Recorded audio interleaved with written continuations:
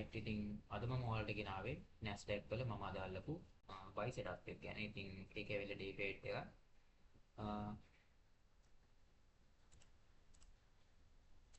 හරි. ඉතින් මේ තියෙන්නේ මම අද අල්ලපු buy setup එක. මෙතන 14 RR තියෙනවා. ගොඩක් වෙලාවට මේක 10 RR 11 RR වලට වගේ කිට් වෙනවා. මම හරියට මොකද බ්ලොක් එකකින් කැප්චර් කරා නම් ඔක මම මාකට් එක්සිකියුෂන් එකක් ගත්තේ ඇත්තටම. ඉතින් අපි යමු chart එකට.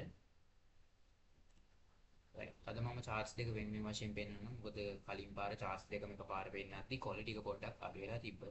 ඉතින් මම දැන් මේ ඉන්නේ Nasdaq වල 4 hour time frame එකේ. ඔයාලට පේනවා මම මෙතන templates හතරක් choose කරලා තියෙනවා. එකක් monthly, අනිත් එක FVGs වලට, අනිත් එක weekly template එක සහ daily template එක. ඉතින් මම monthly ඉන්නේ තනිකර bullish scenario එකක. මම බලාපොරොත්තු වෙන මෙතන monthly buy side liquidity ගනී කියලා. ඒ වගේම තමයි SP500 වල right අපි බලුවොත්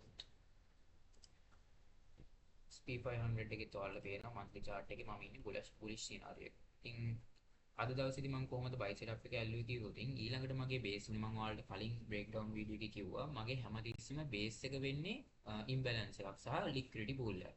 ඉතින් අපි බලුවොත් මේ SP500 වල ඔයාලට පේනවා 1 hour fair value gap එකක් සහ 4 hour fair value gap එකක් තියෙනවා right. ඒ වගේම තමයි Nasdaq chart එකේ අපි එකට ගිහිල්ලා බලුවොත් Nasdaq වලත් ඔයාලට පේනවා 1 hour fair value gap එකක් සහ 4 hour fair value gap එකක් තියෙනවා. ඉතින් මම ගොඩක්ම respect කරන්නේ මේ 4 hour fair value gap එකට. මොකද ඒක bullish fair value gap එකක්. ඔයාලට පේනවා මෙතනත් මේ daily fair value gap එකකින් daily imbalance එකක් එක්ක SMT තුනට පස්සේ තමයි market එක buy වෙලා තියෙන්නේ. එහෙනම් මට ඊළඟට අල්ලන්න පුළුවන් හොඳම higher time frame fair value gap එක තමයි මේ 4 hour fair value gap එක. ඉතින් මම ඊයේ බලාපොරොත්තු වෙනේ නම් market එක 1 hour fair value gap එකට ගහලා ඉවර වෙලා 4 hour fair value gap එකට එයි කියලා. ඒත් ඇත්තටම අද දවසේදී ඒක අනිත් පැත්ත තමයි උනේ 4 hour fair value gap එක touch කරලා තමයි මේ 1 hour fair value gap එකට buy වෙලා තියෙන්නේ. right. ඉතින් ඔයාලට පේනවා මම monthly එක ගත්තොත් Nasdaq වල මෙතන low එක අරගෙන නැහැ. right. Nasdaq වල අරගෙන නැහැ. අපි SP500 වල ගත්තොත්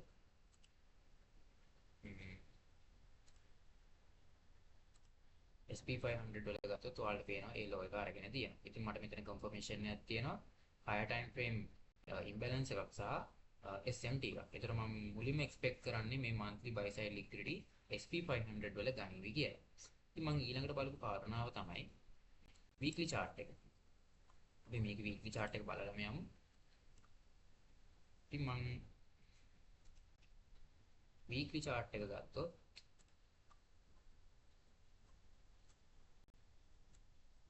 මෙතන මේ කඩේරේ තියෙන්නේ weekly true open. අපි දන්නවා ඊයේ දවසේ Monday open එක Monday session එක ඉවර වුණා. ඒ කියන්නේ week එකේ Q1 එක ඉවර වුණා. එතකොට අපි දන්නවා හැමතිස්සෙම Q2 එක තමයි අපේ true open එක වෙන්නේ. ඉතින් true open එක තමයි අද දවසේ පටන් ගත්තු වෙලාව. ඒ කියන්නේ 18 කැන්ඩල් එක. මම ඉන්නේ UTC-4. ඒ කියන්නේ New York time zone එකේ. weekly open එක වුණා. right. ඒතර මම අල්ලන්නේ day trade එකක් හින්දා මට ගොඩක් high time frame එක ඇත්තටම වැදගත් නැහැ. හැබැයි මේ 4 hour fair value gap එක සහ 1 hour fair value gap එක මට ගොඩක් වැදගත්. මොකද මේ දෙක බේස් කරගෙන තමයි මම මේ trade එක අල්ලන්නේ. right.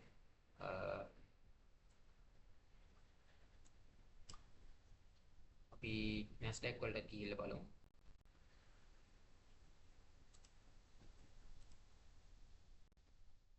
ඉතින් මේ Nasdaq වලත් ඔයාලට පේනවා weekly chart එක දාගත්තොත්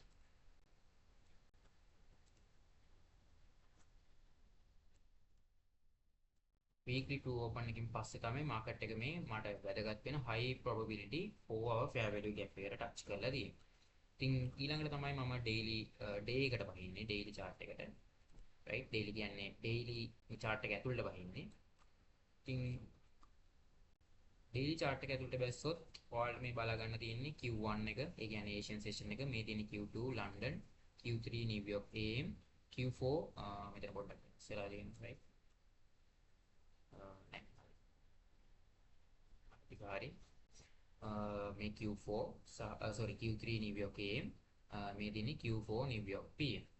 ඉතින් ඔයාලට පේනවා මාකට් එක weekly open එක තමයි මේ කඩේරෙන් තියෙන්නේ සහ true day open එක තමයි මෙතනදී තියෙන්නේ. ඉතින් මට මෙතනදී වැදගත් වුණ කාරණාවක් තමයි මම ඔයාලට ඊයේ breakdown එකේදී කියලා දෙන්න ඇති stack premium and discount කියන්නේ stack true open scan right.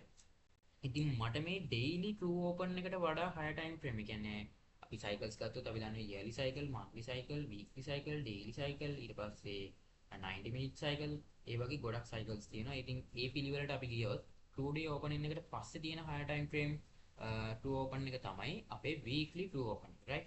ඉතින් මෙතනදී ඔයාලට පේනවා weekly true open එකට යටින් තමයි 2 day open එක start වෙලා තියෙන්නේ. එතකොට මට මෙතන stack true open කියන topic එක යටතේ ලස්සනට 2 day open එක start වෙලා තියෙනවා. එහෙනම් මට මෙතනදී buy opportunity එකක් දුන්නොත් market එකේ shift එකක් වුණොත් මට confidence පිට buy setup එකකට enter වෙන්න පුළුවන්. ඉතින් ඔයාලට බැලුවොත් මේ 2 day open එකත් එක්ක අපි SP500 වලට ගිහිල්ලා බලමු.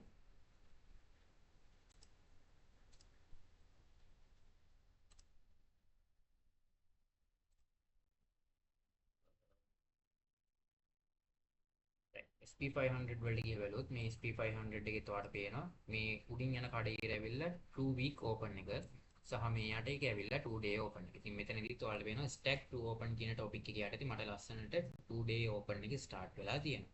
ඉතින් මට බය නැතුව අපිට මේ imbalance එකක් තියෙනවා. imbalance එක ඇතුලේ liquidity hunt එකක් සහ SMT එකක් දුන්නොත් මට බය නැතුව confidently buy setup එකකට enter වෙන්න පුළුවන්. ඒක ඔයාලට බැලුවොත් අද දවසේ මේ තියෙන්නේ මම කිව්ව විදිහට Asian session එක, මේ London session එක, මේ New York AM session එක and මේ තියෙන New York PM session එක. ඉතින් ඔයාලට පේනවා මේ Asian session එකත් එක්ක SMT divergence එකක් දීලා තියෙනවා. ඒතර මේ දීලා තියෙන SP500 වල. ඒතර අපි හැමතිස්සෙම market එකේ එන්න වෙනවා නම් එන්න වෙන්නේ SMT අරගන්න. කියන්නේ liquidity hunt කරලා දෙන SMT pair එකකින්, right? ඒතර මේ pair එකේදී අපි ගන්නෙ නැහැ. අපි ගන්නෙ Nasdaq වල, right? So ආට පේනවා මේකේ උඩ පැත්තට තමයි SMT divergence එක හදලා තියෙන්නේ. අපි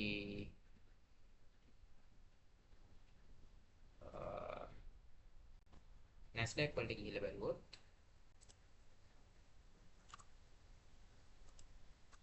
පල්ලෙහාට තමයි මේකේ SMT දීලා තියෙන්නේ. ඉතින් මට මෙතනදී confirmations මොනවාද? market එකේ higher time frame imbalance එකක් තියෙනවා 4 hour, right? එතකොට imbalance එක ඇතුළට ඇවිල්ලා SMT divergence එක create කරලා තියෙනවා. ඒතර stack 2 opens. මොකද්ද 2 week open එකකට මට 2 day open එක open වෙලා තියෙනවා. ඊට පස්සේ තමයි මම lowest time frame එකට ගිහිල්ලා trade එකකට enter වෙන්නේ. ඉතින් මෙතනින් එහා අපිට SMT දුන්නාට පස්සේ S&P 500 SP500 එකත් එක්ක ඇත්තටම කරන්න දෙයක් නැහැ. ඒකත් එක්ක compare කරලා බලන්න දෙයක් නැහැ. ඊළඟට මම කෙලින්ම 1 minute time frame එකට enter වෙනවා. ඔයාලා දන්නේ නැති මම කිසිම වෙලාවක Q1 එකේදී එන්ටර් වෙන්නේ නැහැ මාකට් එකට right. අනික මම මේක day trade එකක් හින්දා 1 minute එකකින් ගන්නවා නම් ගොඩක් confirmations බලන්න සිද්ධ වෙනවා. ඉතින් ඔයාලට පේනවා මාකට් එකේ අපි හැමතිස්සෙම down close candle එක තමයි bullish order block එකක් විදිහට consider කරන්නේ right. එතකොට අපි බැලුවොත් මේක තමයි අපේ bullish order block එක බවට පත් වෙන්නේ. ඉතින් ඔයාලට පේනවා මාකට් එකේ 1 minute bullish order block එකක් හදලා තියෙනවා. එහෙමයි කියලා මම මෙතනින් එන්ටර් වෙනවද නැහැ. ඒකට හේතුව මේ ඇවිල්ලා Asian session එක. ඒතර Asian session එක consider වෙන්නේ මොකකටද? Q1 එකක් විදියට. right? ඒත් මම Q1 එකේ කිසිම වෙලාවකට එන්ටර් වෙන්නේ නැහැ. Q2 එකක් හරි Q3 එකක් හරි Q4 එකක් හරි වෙන්න ඕනේ. අනික මගේ මොනවාද? stack to open කියන topic එක තාම confirm වෙලා දිනවද නැහැ. Q1 එක ඇතුළත ඒක confirm වෙන්නේ නැහැ. අනිවාර්යෙන් Q2 එක open වෙනකන් ඉන්න ඕනේ. ඉතින් Q2 එක open වුණා. ඒ කියන්නේ 2 day open එක සිද්ධ වුණා. ඒක open වෙලා තියෙන්නේ 2 week open එකයට. දැන් මට confirmations තුනයි. imbalance, SMT, true open, right? ඊළඟට මම මේක 1 minute ගන්න හින්දා මම බලනවා market එක මේ true day open එක යටින් ඇවිල්ලා මොන PD area එකටද respect කරන්නේ කියලා. ඉතින් ඔයාලට පේනවා ඇති මෙතන තියෙනවා market එකේ rejection block එක, right? මේ තියෙන්නේ rejection block එක. ඉතින් market එක ඔයාලට පේනවා true day open එක සිද්ධ වුණාට පස්සේ ඒක start වුණාට පස්සේ 1 minute candle එකක් මේ rejection block එකෙන් reject වෙලා තියෙනවා. ඒතර මට මෙතන තව confirmation එකක් ඇති වෙනවා. ඉතින් එතකොට මම මොකද්ද කරන්නේ? මට මෙතන order block එකක් create වෙලා තියෙනවා. ඒ වගේම true open එකෙන් පස්සේ 1 minute period එකකට respect කරලා තියෙනවා. මට පුළුවන් මෙන්න මෙතනින් market එකට market එක මේ area එකෙන් execute කරන්න. sell market execution එකක් වෙන්න පුළුවන්. අපිට නැත්තම් order එකක් place කරලා තියන්නත් පුළුවන්. ඉතින් මගේ ටාගට් වෙන්නේ කොහෙද කිව්වොත්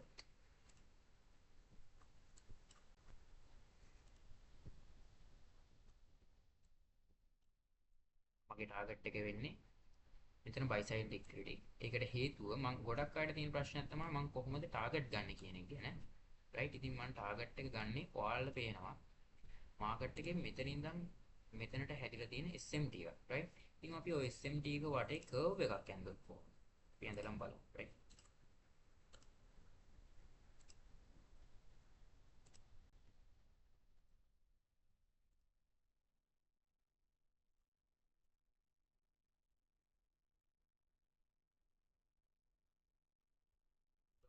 කර්ව් අපිට මේ වගේ කර්ව් එකක් තමයි ගන්න පුළුවන් නේද? එහෙනම් මේ කර්ව් එකේ ඔපොසිට් සයිඩ් එකේ තියෙන ලික්විඩිටි තමයි මගේ හැමතිස්සෙම ටාගට් එක වෙන්නේ. ඉතින් මේ බයි සයිඩ් ලික්විඩිටි තමයි මගේ ටාගට් එක වෙන්නේ. ඉතින් ඔයාලට පේනවා මම මෙතන ස්ටෑන්ඩඩ් ඩිවියේෂන් ටූල් එක යූස් කරලා තියෙනවා. ඉතින් ඒකේ හැටියට මේ -1 ඩිවියේෂන් ඒරියා එකට සෝන් එකට යන්න තියෙනවා මාකට් එක. ඉතින් ඔයාලට පේනවා එතනට ගිහිල්ලා තියෙනවා. නමුත් මම එහෙම මාකට් එකේ බයි ලික්විඩිටි වලින් පිට ගොඩක් වෙලාවට TP ප්ලේස් කරනවා අඩුයි. ඉතින් මම මෙතන මාකට් එකේ බයි සයිඩ් ලික්විඩිටි වලට තමයි ප්ලේස් කරේ. ඉතින් ඔයාලට කියන්න තව දෙයක් තියෙනවා. මම මෙතන මාකට් එකේ මාකට් එක්සිකියුෂන් එකක් තමයි කරේ. ලිමිට් එක නෙමෙයි ප්ලේස් කරලා තිබ්බේ.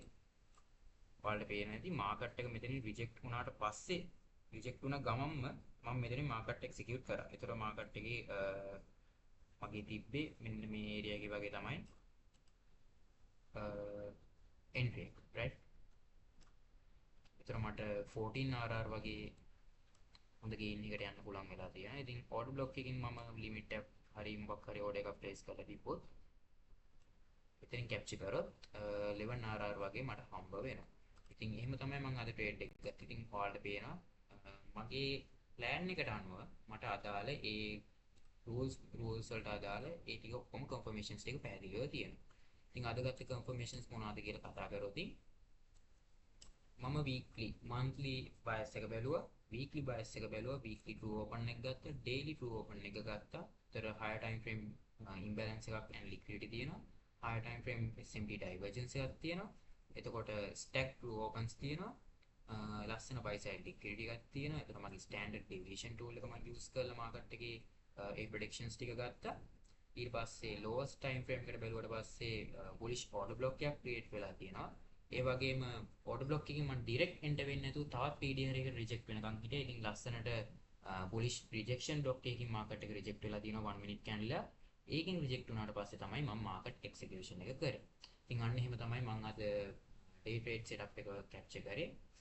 ඉතින් ක්වාටර්ලි තීරි සම්බන්ධව තවත් මොන හරි ප්‍රශ්න තියෙනවා නම් ඔයාලට පුළුවන් මගේ YouTube channel එකට මම අලුතින් ඇඩ් කරා links ටික TikTok, Telegram, Instagram තියෙනවා.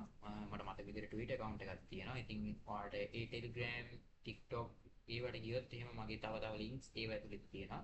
ඒ හැම එකකින්ම ඔයාලට පුළුවන් මාව personally contact කරගන්න. ඉතින් මට එච්චරයි මේක ගැන කියන්න තියෙන්නේ. ඔයාලට තියෙන ප්‍රශ්න ඔක්කොම මාව personally contact කරගෙන කතා කරන්න පුළුවන්. ඉතින් ආයෙත් හම්බෙමු මගේ ඊළඟ වීඩියෝ එකේ.